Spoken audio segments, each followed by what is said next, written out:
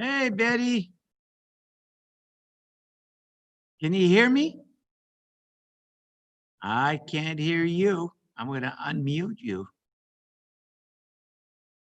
You have to unmute yourself so I can hear you. I did it. There you go. How's it going? All You're right. looking well. How do you feel? Thanks. How do you feel? Right now I have a swollen foot. Otherwise, I hurt my foot somehow. So Oh, boy. Sorry to hear that. I just took some Motrin and I put some ice on my foot. Yeah. Yeah. Have you tried to get the vaccine yet? Yeah, I The even vaccine tried for this. I even tried this morning. No success. What about you? You've been trying to get? I have to be 65 to get that. I'm not 65 yet. Okay. Do you Well, understand? I'm in the age group that can get it, but I haven't been able to get it. Called my doctor's office this morning, and they referred me to the regular places that have been singularly unhelpful. So, I call the Department of Health. I call the COVID Broward COVID vaccine hot and Memorial, the Memorial system. I've had no luck. So, but you got, I just hope that it's going to be more available as we go along. So, well, I guess we should begin. And let me just see here. I am going to share. See, I'm going to share a. There, can you see that? You there, Betty? Did I lose you, Betty? Oh. Betty, are you there? Let me just try this again. You there, Betty? Can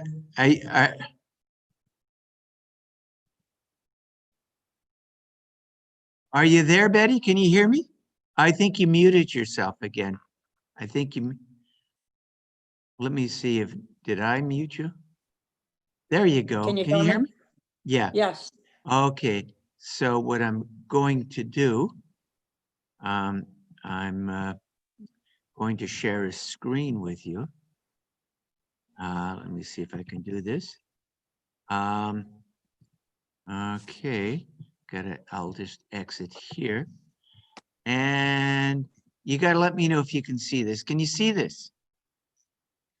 Betty? I don't see anything. I just see you.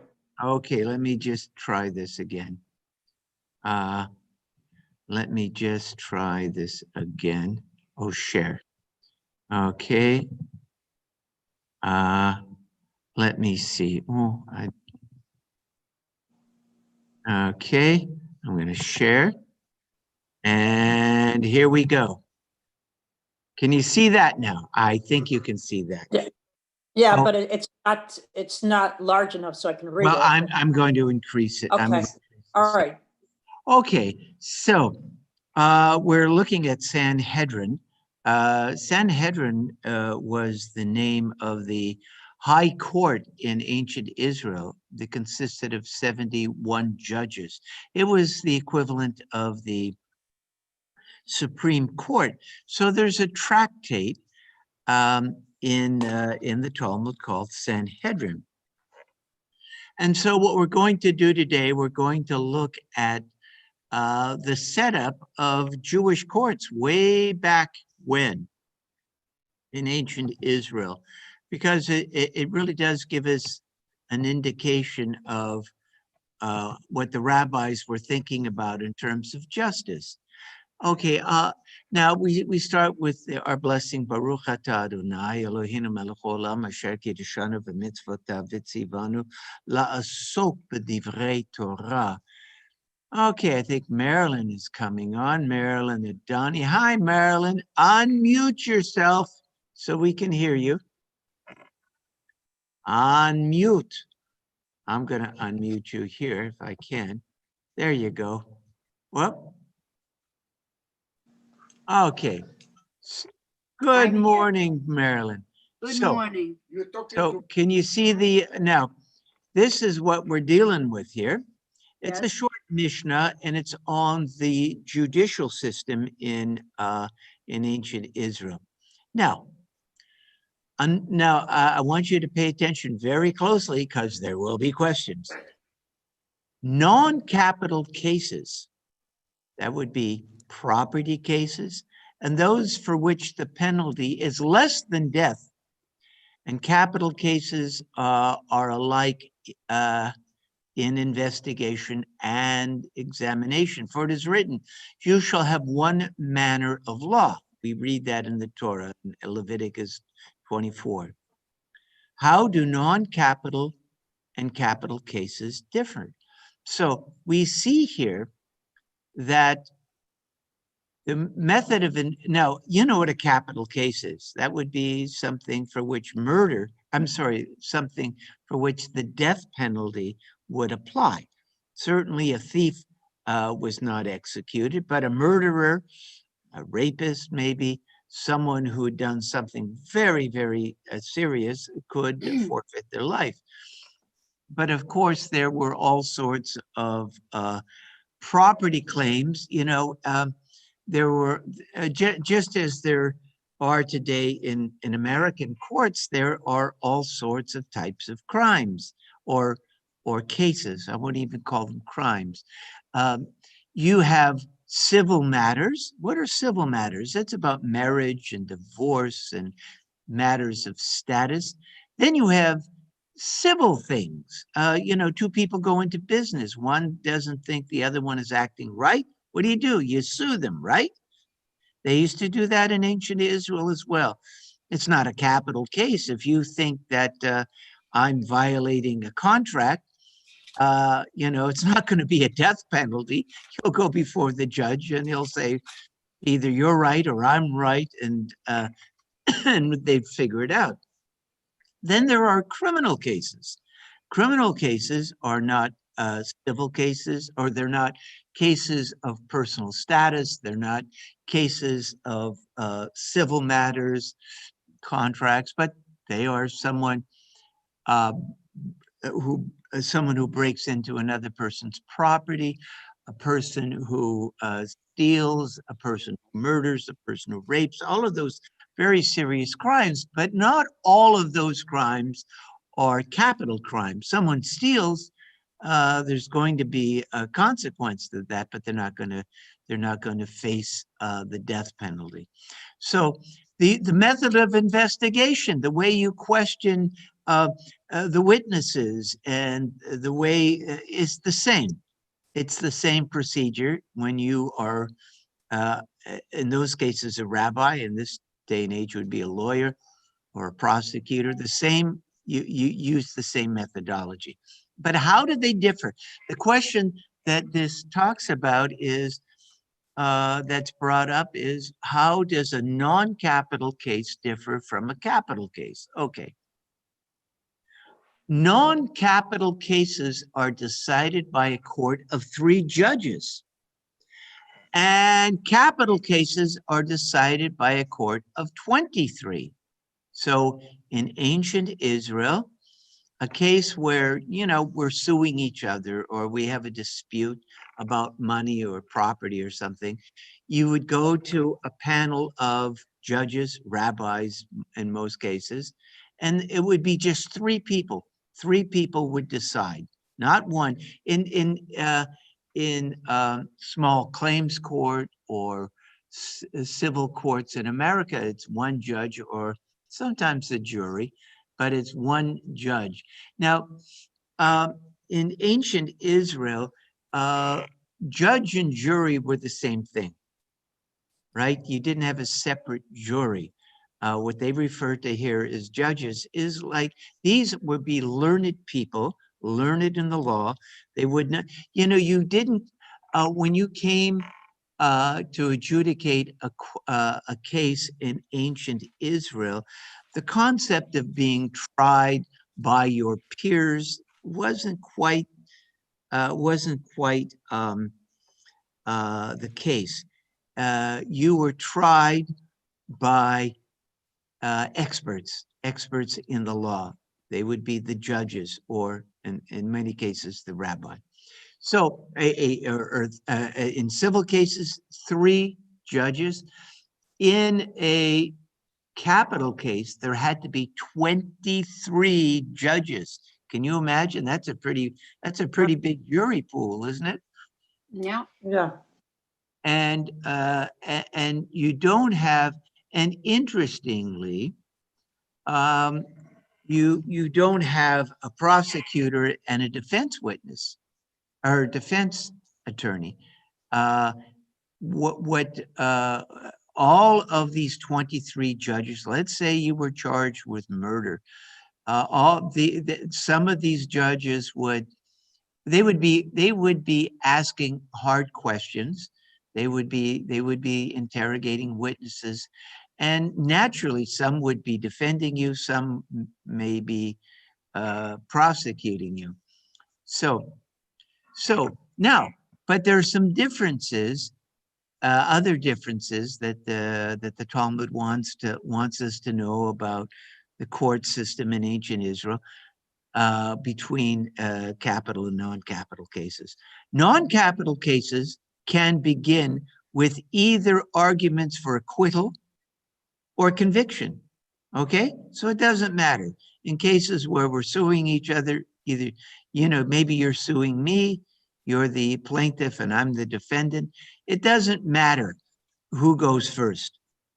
It doesn't matter. Either you're going to accuse me or I'm going to try to excuse myself, or try to get myself off the hook. Now, but in capital cases must begin with reasons for acquittal and may not begin with arguments for conviction. What is this telling you about matters of the matter of capital cases? Is it what if it takes precedent for the defense to begin the argument first? What's that telling you? What do you think? They want to keep people innocent. Yeah, there is a slight advantage to the person, to the defendant, who might, if he or she is found guilty, will forfeit their life. So the rabbis are saying,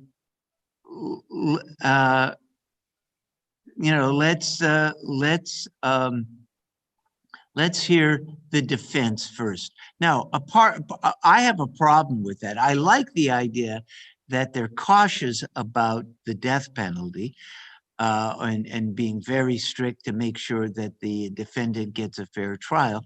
But just in terms of procedure, it seems a little strange to me that the case against the person isn't presented first. You know what I mean? If you were charged with a crime, and I wasn't, and I'm sitting in judgment, and I haven't heard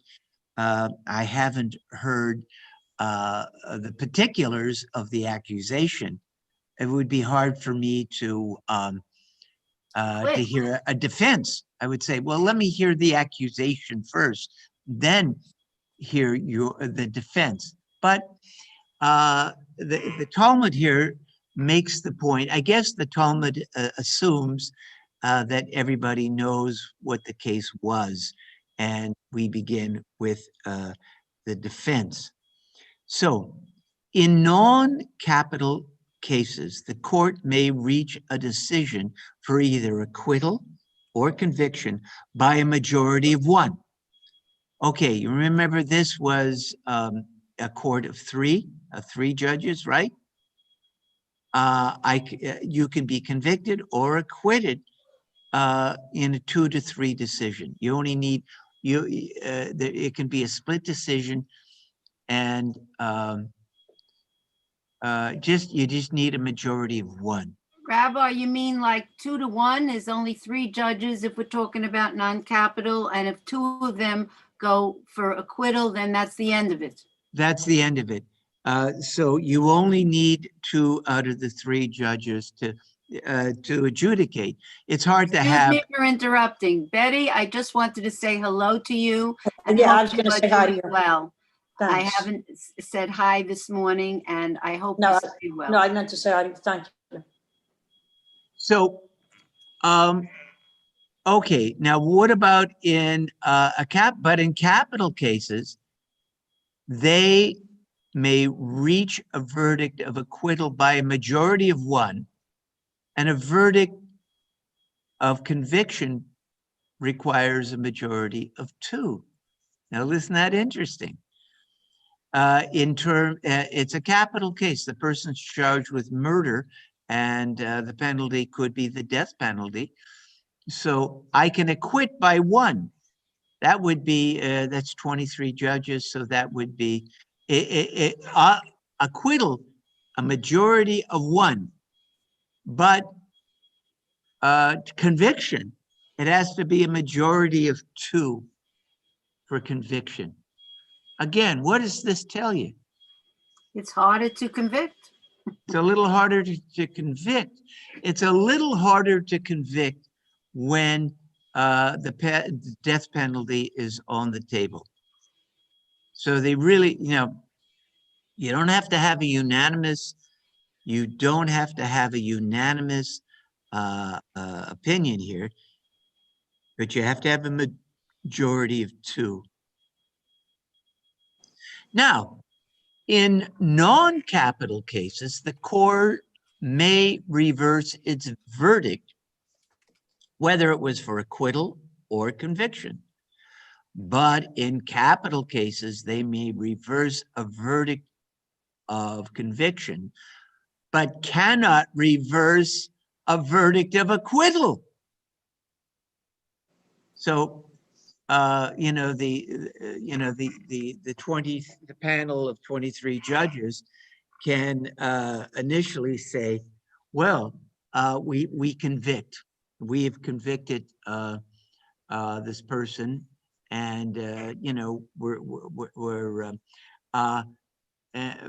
but if new evidence comes to the fore, if it comes forward, we can reverse that, right? The conviction we can set aside.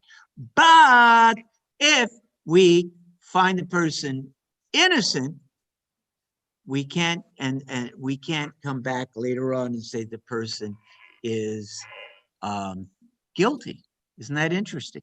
Can't be tried twice. You can't be tried. You can be acquitted after the trial, but you can't be convicted after the judgment. That's for capital, right? What is that? You can be acquitted, but not- in American law, what do you call that? Double jeopardy. Double jeopardy. That's right. You cannot be, if you're acquitted, you're acquitted. You get one bite at the apple. In American jurisprudence, it's similar to the Jewish notion. You get one bite at the apple to convict, and if you can't convict, well, the prosecution, you're out of luck. But later on, an appeal can overturn a conviction. So it's similar to American law in that way. What about non-capital? Non-capital, it can go either way. You could a court can go back for acquittal, or it can change its mind either Change way. both ways. It can change both ways in a non-capital crime. For example, we're suing each other.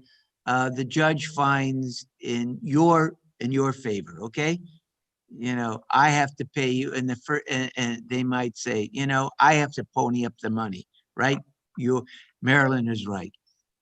But they might, they might, when they get a little more information after, they might come back and say, oh, you know what, we were wrong. Rabbi, guess what? Marilyn's got to pay the rabbi, or the rabbi doesn't owe Marilyn anything. Or it can be both ways. So it can be changed either way. It can be changed. It can be changed either way. In a capital case, it can only be changed for acquittal. In the case of a conviction, but you can't overturn an acquittal in favor of a conviction. Now, this is interesting. In non-capital cases, the verdict for conviction or acquittal may be reached on the same day as the trial. We're just talking money here, okay? And say we three are, we're a court, okay? It's Rabbi, Betty, and Marilyn. So we're listening to two people that again, it's a non-capital case. It may be theft, could be theft, which is a non-capital case. It could be, and what we can reach a verdict on the same day. We listen to all the evidence, boom. We say, and again, it could be two votes. We don't need a unanimous. It has to be at least two votes. But listen to this. But a verdict of conviction cannot be given until the next day, and this is in the case of a capital case.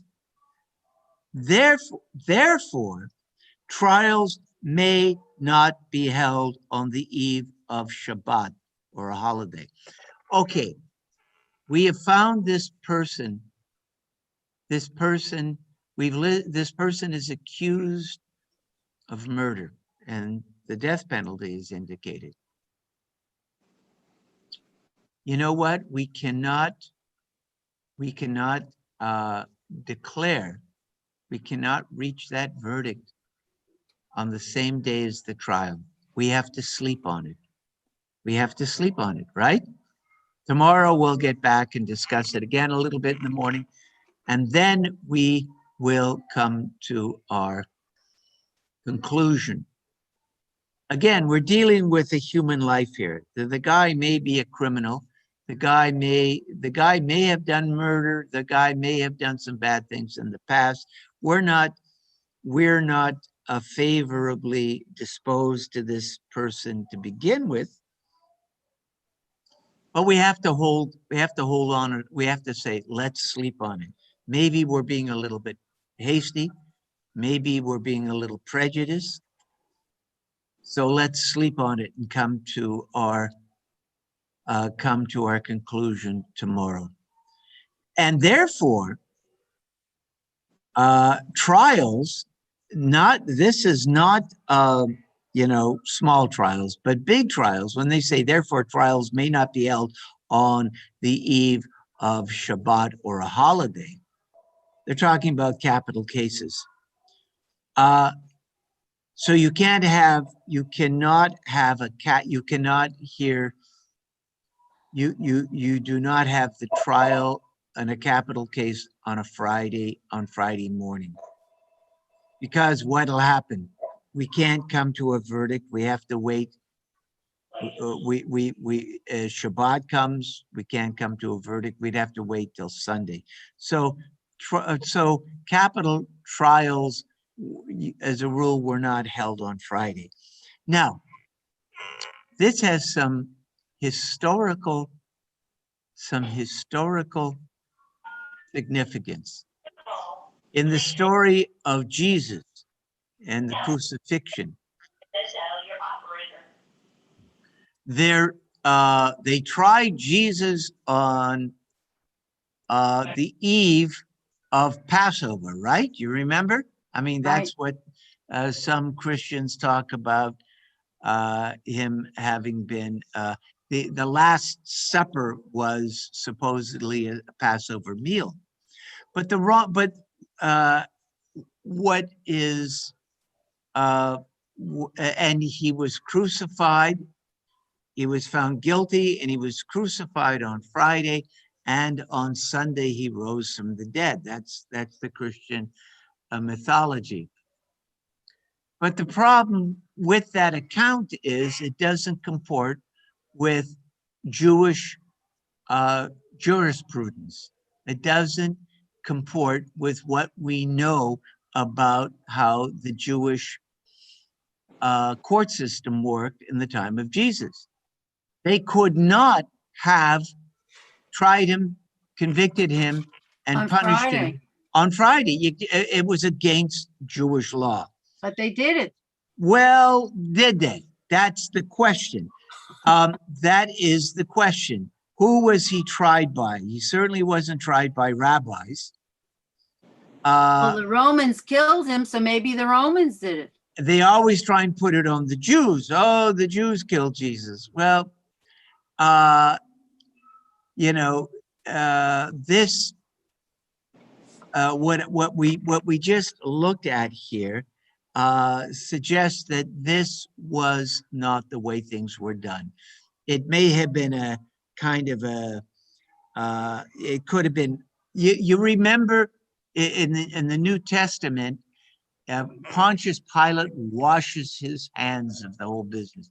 He is the Roman governor of Judea. And he washes his hands of it, right? And he says, just do what you want with him. Who did he say that to? Well, we're not sure. We're not sure about the historicity of this story. That's great. We do after know. all these We years. do know. Go ahead. We do know that the whole story of Jesus was written sometime after Jesus had been dead for several decades. The Christians were beginning to split from Judaism. They'd originally thought of themselves as a sect of Judaism, but they're beginning to break away. And when the temple was destroyed, there was this notion of, well, you know what? We're not really like those Jews. We're Christians. And you know what? We're not going to hold you Romans responsible for the death of Jesus. We're going to hold the Jews responsible.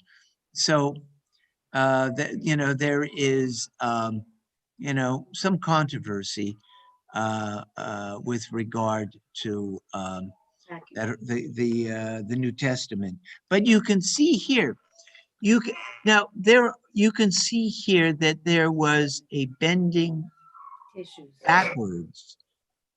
There was a bending backwards to give the defendant in a capital case every chance. But they didn't give it to Jesus, if I'm understanding right. Well, my point is, it probably wasn't rabbis who did it. My point is, I think the story is not true. My point is, I think the Romans tried him. Well, I think, excuse me for interrupting, I think that the Jews went against that group that were against Jesus, and they were close with these Romans. Again, politics. And they convinced the Romans that he would be a problem for the Romans. And therefore, that group was able to convict him based on what the Jews told them. That's how it might have gone down. That's my interpretation. If you look at the New Testament, Marilyn, which it's very confusing. Go Sometimes they talk about the Pharisees, which is another word for the rabbis, and they talk about the priests. Okay. The rabbis and the priests didn't get along. The rabbis, the priesthood had really been corrupted during Roman times. Wow. People were in the priesthood who should never have been in the priesthood. They more or less bought the office Terrible. from the Romans, right? Yes. They weren't the proper. They didn't have the proper lineage. The rabbis, on the other hand, were were less in the pocket of the Romans. And when you look at the New Testament, it's never quite clear. Sometimes they talk about the priests, sometimes they talk about the rabbis. It could have been that there was a court of priests, Kohanim, that were collaborators with the Romans. That makes sense. That could have been, and that would that would, but it wasn't.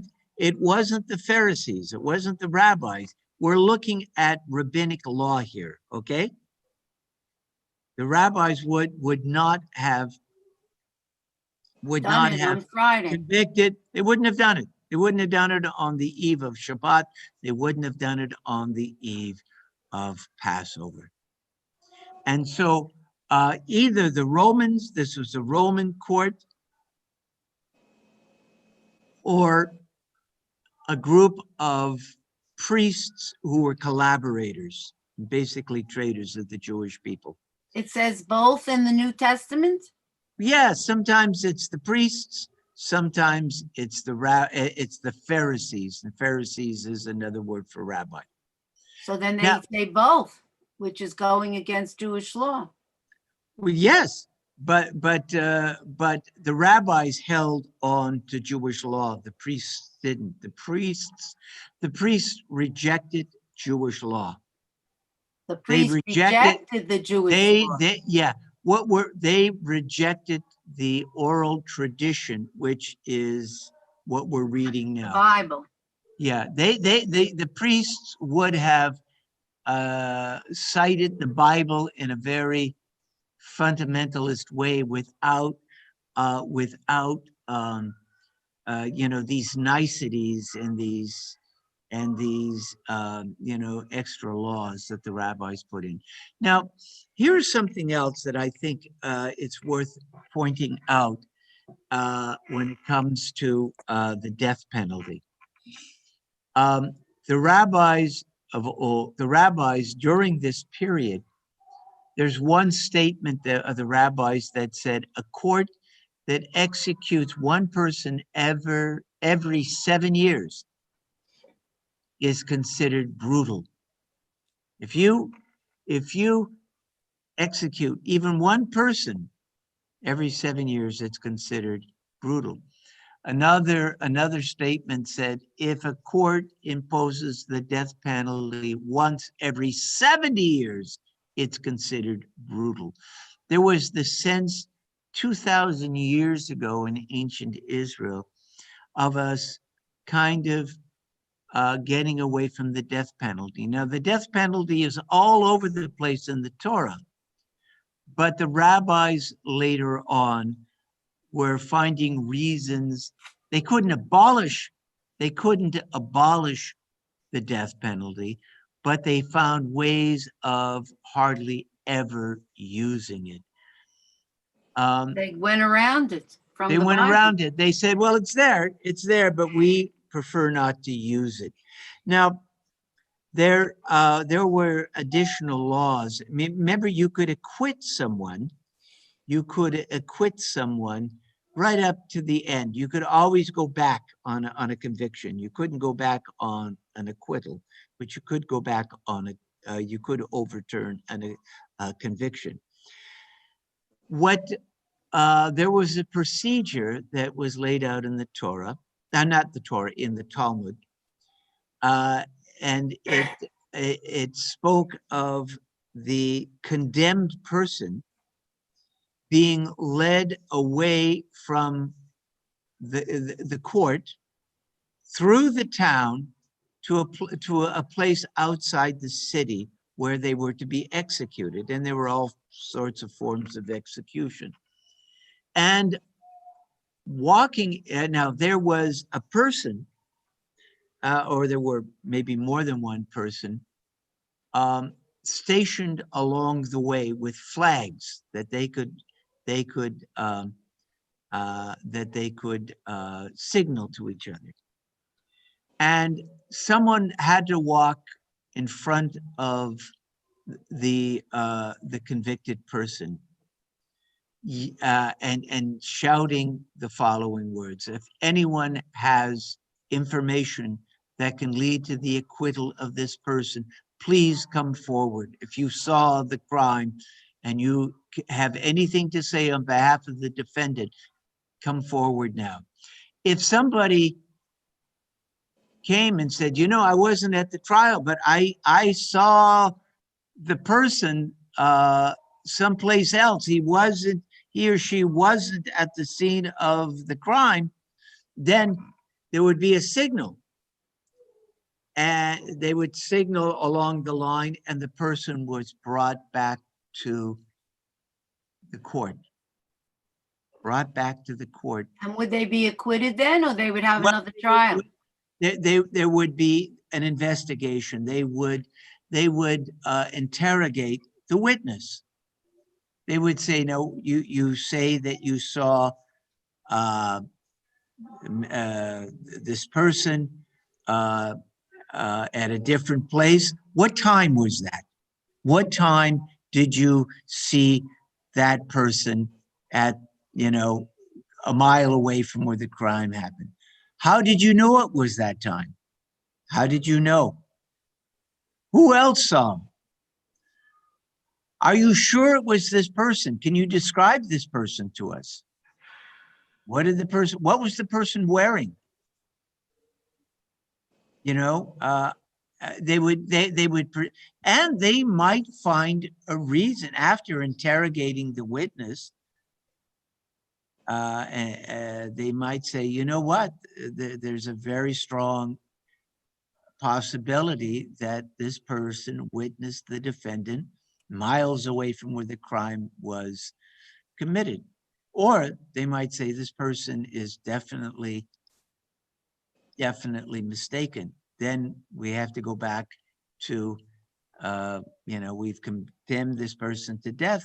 We have to proceed. And again, they would walk through the town with everybody signaling, ready to signal. Does anyone have anything to say that can acquit this person? And it could go on like that there was endless appeals. We did not like the death penalty. Yes. Just like in a marriage ceremony. Now, I forgot, is that in the Jewish ceremony or not in the Jewish ceremony? Hey, you once remember you're that? standing We see under on the television all the time. Does anybody object? Does anybody object? We don't give people an opportunity to object. By the time they're standing under the chuppah, they should know already. Is it a go or not? If they're standing under the chuppah, I never say that. No. So it's not part of our usual. It's a done deal. It's a done deal. Usually I've already signed the marriage license before the chuppah. But the Christians do it, right? The Christians say that, but not us. But you know what? It sort of would be in the spirit of Jewish law, right? Endless, endless, what do you call it? Appeals. Are you sure you want to get married? That's before. Are you sure? No, we want to hitch him up. We want to say, get on with it. Get on with your life. That's before. Are you sure you want to get married? Well, with the Christians, Rabbi, it's very interesting. If the law, what I remember, they don't allow divorce. So don't get married so fast if anybody's objecting, because once you're married, that's it. But Jews are allowed to divorce. That's right. Okay, so nobody says anything, but you could get divorced. That's right. That's right. Yeah, you're absolutely right. Let me just X out of this. Yeah, you're right. Okay, can you see this one? No, not yet. Okay, let me just, I'm gonna X out of that one. And, oh, well, you don't have to see it. So, this is, you've got a taste of where, what we considered to be, about the death penalty. It's on the books. It's on the books in Judaism. You can't rip a page out of the Torah because the Torah talks about the death penalty. By the time the rabbis were in charge, there was a hesitancy to use it. I'm not saying it was never used, but if you look in modern Israel, Israel does not have Allow the the death death penalty, except in Right, one right, case. right, And you Mordecai. know who No that death was. We only No death execute penalty in Israel? except No, except for one. We made one exception, and that was Adolf Eichmann. right, that's right. And again, it's not because the death penalty doesn't exist in the Torah, but the rabbis came, the oral tradition, the Torah Sheba'al Peh, as we call it, the oral tradition kind of led us away from it. And I have these discussions with fundamentalist Christians who are very much in favor of the death penalty. I go, Uh-huh. we Jews are not, mostly, we're not. I'll tell you how I feel about the death penalty in personally, okay? I think that in the American justice system, because so much depends upon how much money you have. Can you afford an expensive lawyer? If you're white, if True. you are Rich?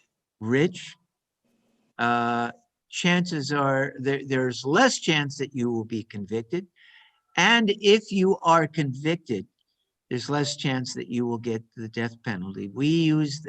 In other words, if you're poor or if you're from a minority group, you're more likely to be sentenced to death for the same problem. I think it was Dateline or 2020. I guess it was Dateline a few weeks ago, had a story of a Black man who was convicted of murder in Mississippi. He spent 25 years in jail on death row. And he was tried 7 I times. saw that. I saw it. 7 times. That's right. I saw And it. Judy, this would be so, as a Jew, Crazy. knowing our legal tradition, we would have said, this is ridiculous. Leave the man alone. You find him, you remember you can reverse a conviction, but you can't reverse an acquittal. Sometimes, unfortunately, sometimes we do come across information after someone's been acquitted, but we tend towards leniency in Judaism. But that was so un-Jewish, to try a person with 7 times for the same crime. That's more than double jeopardy. I don't know what you would call it, but it was such an abuse of judicial. He finally got out. There were certain people who proved it. Yes. After all those years. And in ancient Israel, you had those 23 judges, right? In a capital case. They were paid, they had to make a living like everybody else, but they were not they weren't for hire. They weren't private lawyers. They were rabbis. So a poor man and a rich man Had the same chance. Now, I'm not saying, a rich, important person, of course, there would be some kind of, you know, you can't totally do away with human nature, or somebody who's a little bit of a ruffian and a little rough around the edges and full of tattoos and body piercings, you know, whatever the equivalent of that was back 2,000 years ago. And, you know, and people would look and go, this guy doesn't look like, he looks like he could have done it, you know, but that's not the way you should think. He either did it or he didn't, whatever you think about him. But the fact of the matter that it was, that there was a single standard of justice, not for sale in ancient Israel. I like that. In America today, it's different. It's like, if I can afford a good lawyer, I'm going to do a lot better. So I'll just tell you how I feel. I'm generally against the death penalty because I don't think, first of all, I don't think society should be engaged in taking human life. You know, an execution is the taking of a human life. You know, one murder for another murder, I don't know. And since it What does it cannot say be, in the Bible? What does it say in the Bible? well, it depends. In the Bible, it says, you know, Yeah. life for life. But the rabbis changed that to some extent when it came Can to they the do death that penalty. literally, really? If Well, it's you know, Bible? the rabbis just put on extra laws, right? And that was the genius of the oral tradition, to say we're extending the Bible. We're not defying the Bible, but we are interpreting the Bible. Now, They had meetings with God. Okay, and they so, decided. and we said that the oral tradition also came from God, but it just wasn't written down. Personally, you know, I understand the argument that, you know, you give a person a life sentence, okay? And that's the maximum you can do if you don't have the death penalty. Life without the possibility of parole or early release of any kind. Now, and people can come back and say, yes, but wait a minute, there are murders and there are murders, right? Somebody comes home and finds their spouse in bed with the neighbor or the pool boy, right? Or the delivery girl, I don't know, whatever. And in a fit of passion, they kill the person. It's not right. They shouldn't have killed their spouse or their lover. But that's a lot different. But that is a different kind of murder. That you might say, you know, I'm sorry. Yeah, there's no excuse for that. You were wrong, but you still committed murder. You're going to have to do some time, maybe serious time. But what about the guy who tortures people before he murders? You know, a real sadist, somebody who kills not one person, not two people, Serial maybe killer. The serial killer. They're two different kinds of murder, right? And all you can't differentiate one from the other. They're both going to get life imprisonment. And you could object saying, you know what? They both are inexcusable, but one is much worse than the other. And shouldn't the consequences reflect the difference in the seriousness of those two? You know, the crime of passion is a lot different from a premeditated, sadistic, multi-murder, right? Right. And so some people would come back and say, we got to have the death penalty, you know, for those extraordinary situations where there's somebody who is so evil and it wasn't your, you know, garden variety kind of murder. This is, you know, this is really, part of me goes, you know what? I can agree with that. In very rare cases, when, like Eichmann, right? Eichmann, Israel made that decision. Eichmann was so evil. He was so evil and caused the murder of at least 1 million people. And he personally oversaw some of these things, and he was just a Sick psychopath. person, sick man. To lock him up wasn't enough. I get that. I understand that. Too expensive. It was too expensive, and it didn't express our outrage.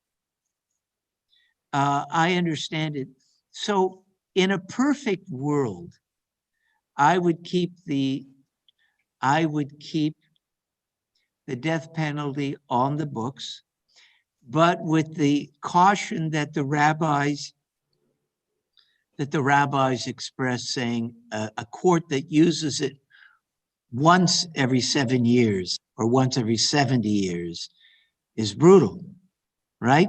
Use it judiciously, very judiciously. We have hundreds and hundreds of people on death row in the United States of America, more than any other country on earth. And, you know, some of those people, listen, I would look at him and I go, this person deserves to die, quite frankly. This is, you know, monstrous, right? I get it. Some people, some of the murderers are, you know, again, it was done in the commission of a crime, or it was a crime of passion, or the person is mentally ill, right? I go, you know, I don't see the death penalty. But someone who is not mentally ill, someone who murders a lot of people or murders in such a brutal, cruel fashion, you know, there's sometimes when I would say, okay, you know what? This is so beyond the pale. Maybe this person we do put to death. But that would be in keeping with the Torah and the rabbis. That would be my feeling about it. What do you think? I agree. Go ahead, Betty. What were you going to say? Yeah, okay.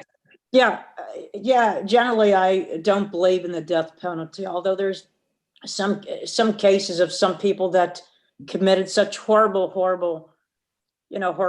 crime, like killing somebody in cold blood and Yeah. so forth. And I think they deserve to die. But I want to mention today, I was looking at the paper, and I don't know if you noticed it yesterday, there was a woman in Indiana Yes. that McPherson. the one in Lisa 2004. McPherson. Yeah, right. She abducted that 23-year-old woman that was pregnant. She cut her baby out. She killed her, and then she was carrying around the baby as her own. And so in 2007 she was convicted, and then yesterday she was executed. And her defense lawyer said that she was mentally ill and she was incompetent, and she didn't even really was aware she was even going to be executed. So I think that's wrong. There's probably many people that it was. I looked at that. and- Did Marilyn? Did you see that case? I heard of it. You know, it was a horribly brutal, bizarre crime. She cut open this other woman while she was alive, took her baby out. It was horrible. But the woman, this Lisa McPherson, the defendant, had been raped as a girl over and over again. She was mentally ill. The doctor should have diagnosed it. She had been so abused as a child. Oh, she was sick. She was a sicko. Mentally ill. She was mentally ill, and they didn't care. You know, putting her away forever. You know, she was not somebody we would ever want to out on the street. We definitely, but I agree with Betty. I'm looking at that case and I went, it was horrible. The police who investigated said they never came across a more horrendous crime. But this woman, when they executed her yesterday, she had no idea what was going on. Oh, so that tells you, that confirms it. And so, you know, I don't think I would include that one execution every 7 years. I don't think I would have included that one personally. I would have just said, lock her away, make sure she can't hurt anybody else, but it doesn't qualify. But maybe Okay, they wanted to save money. Think about it as money. well, Can that's, Can I just, yeah, can I go just say ahead. something else? I just saw, and it came up on my screen, on my phone here.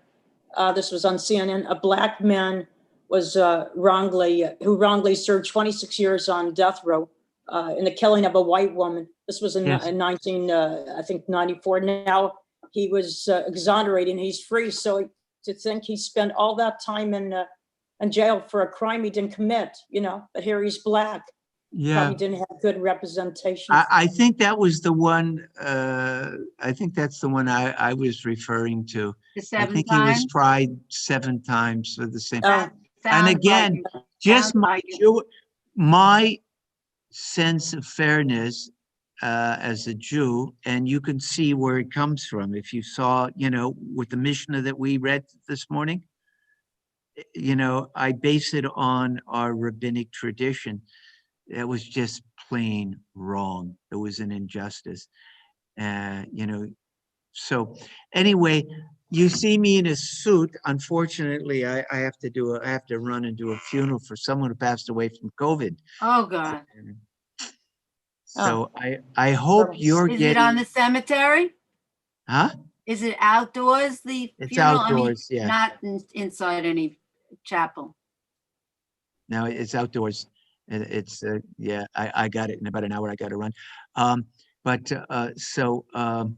Get your Next vaccinations. week. Good. I've been calling. I called my doctor. He couldn't help me. I'll just have to wait my turn and be very careful. Are you connected with Memorial Hospital at all? Yeah, well, my Wait a minute. doctor's a Memorial doctor. Okay, listen to me. If you have a My Chart account, which I do with my doctors from Memorial, it's a Mhm. different it took me a whole day. I don't know if you remember, I had spoken to you, I think last week or the week before when it happened. It took me the whole day calling the number. And basically then I gave up the calling and I went on the computer the whole day. Finally, Yes. I got it with My Chart. You have a password with My Chart. Yeah, I have an it. ID, and Yeah. you just keep trying with My Chart. And when they have it, now that I think they ran out of the appointments, they have to get more vaccines. They're Yeah. holding it for people like me who was able after the whole day to get an appointment next week. And then the second one will be in 3 weeks. But the My Chart, if you use that, is better than just going in general. I'll try that later Smaller on. population. It's a smaller population. Also, you can call Memorial Direct. I just got off the phone to them about 45 minutes ago. And they couldn't help you? No, nope. So anyway, listen, Good luck. Good luck. stay safe. I love you guys. Love you too. Catch you later. Stay well, stay safe, Thank you. and